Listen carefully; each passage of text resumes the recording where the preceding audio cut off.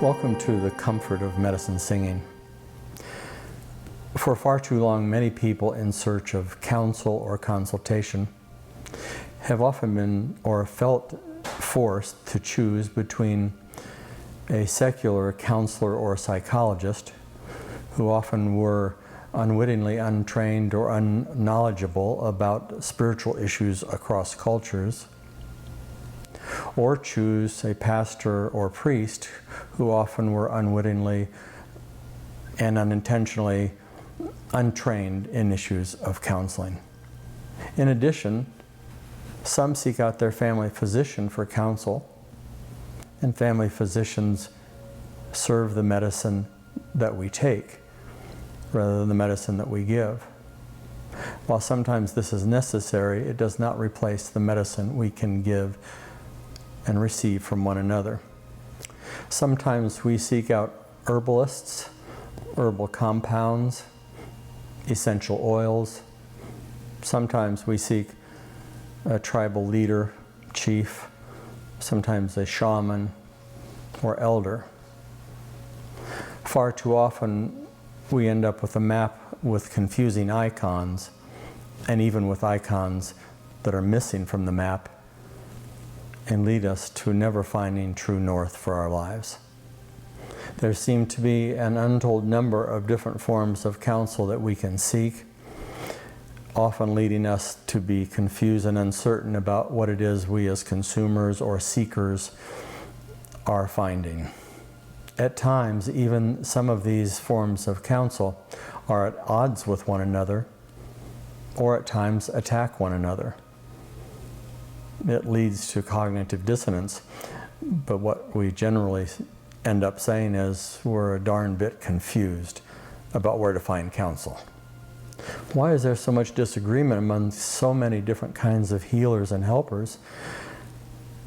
It leads us to be confused, especially when most of them seem to say that we are all interrelated, interconnected, interdependent. In part, this is due to exclusivism. One school of thought finds itself better than others, or a person or peoples find themselves better than others. Sometimes it's due to racism and ageism and sexism.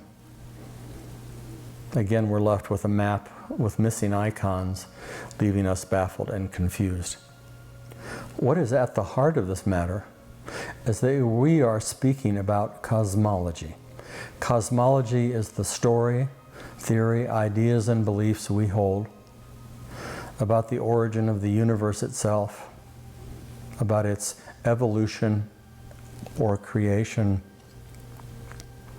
and also our eschatology, that is, what we think about how the world will end, if it will end, even what we believe about when it will end. We're talking about cosmology. You can find more about cosmology in the next section titled A Word About Cosmology.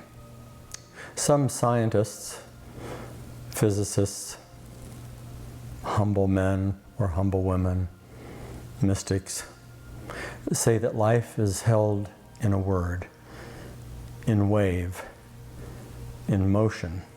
Some say it was brought into existence by the word and sung or spoken. It manifests form and motion. Is all of this really about waves and form and motion and or science and physics? We find ourselves asking this. Out of all of it, we find ourselves wondering if all these things that present themselves as many things are in fact one thing. I say that what we are talking about is the first nation of creation. I say what we are speaking about is the first nation of creation.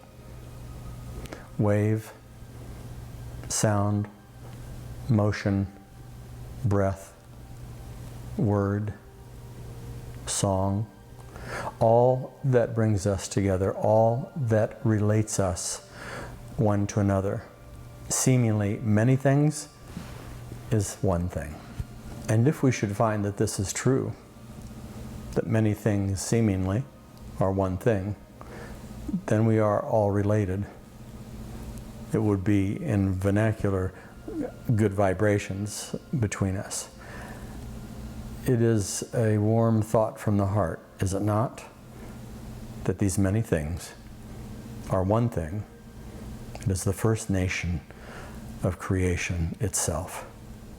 Perhaps the implication is this: as we go about our lives, it is better to be drawn than it is to be driven. When we are driven, we develop compulsions, we develop obsessions, and we develop addictions. We are driven. We develop anxiety and depression, a sense of unease that drives us to work faster or harder, or to obtain more and more things that only we can use. We find ourselves in a world of anxiety because we are driven. When we are drawn in our lives, drawn by something greater than ourselves, it is like an invitation from a lover, an invitation from a dear friend. Interesting, enticing, exciting. We become inquisitive. We are being drawn. And what if, instead of being drawn by many things, really we are drawn by one thing? If we were drawn by one thing, then we would find that one color is not more valuable than another, that one skin tone is not more valuable than another, or one economic level is not more valuable than another, or one's heritage and ancestors one better than the other, that we in fact are all related in this medicine singing of the world universe.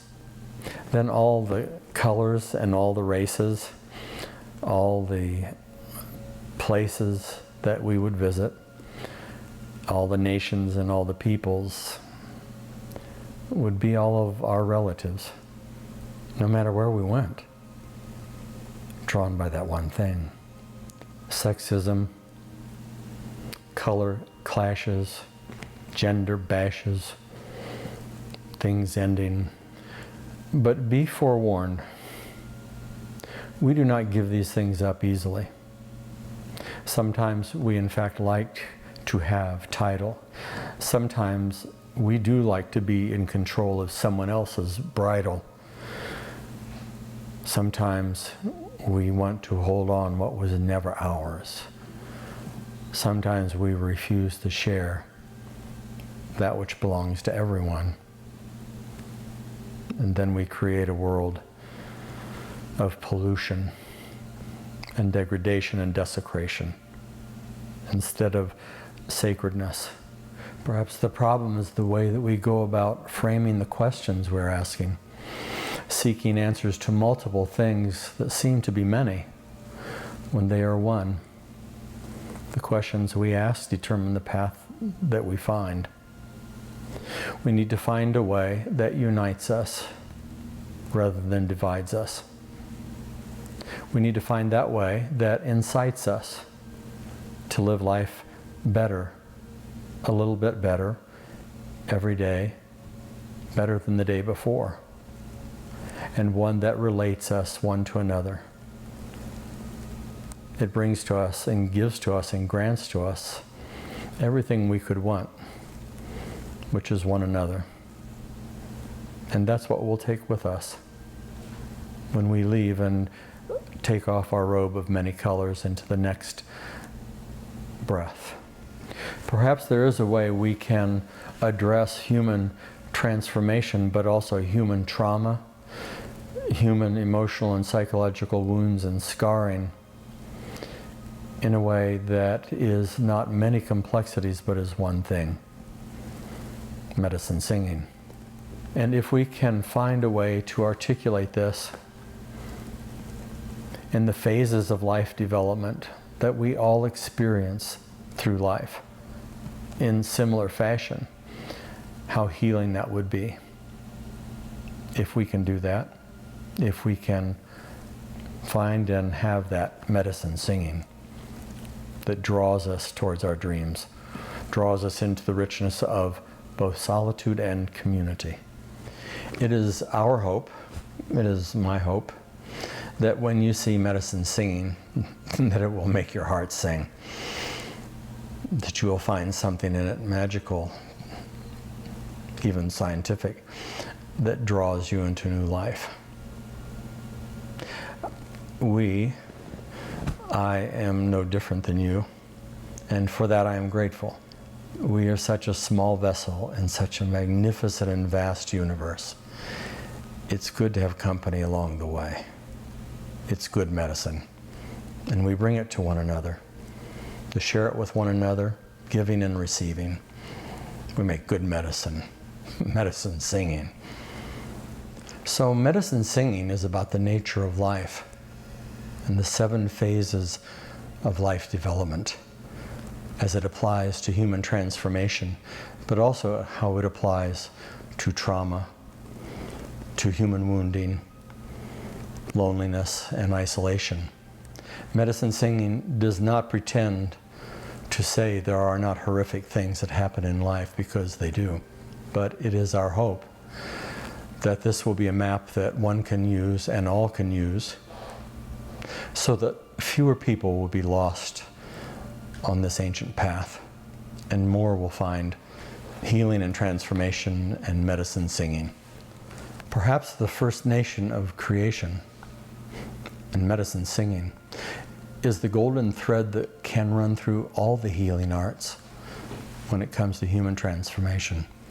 Medicine singing has as its heart's desire, our heart's desire, to be of service to you. So I invite you to ask, how can we be of service to you?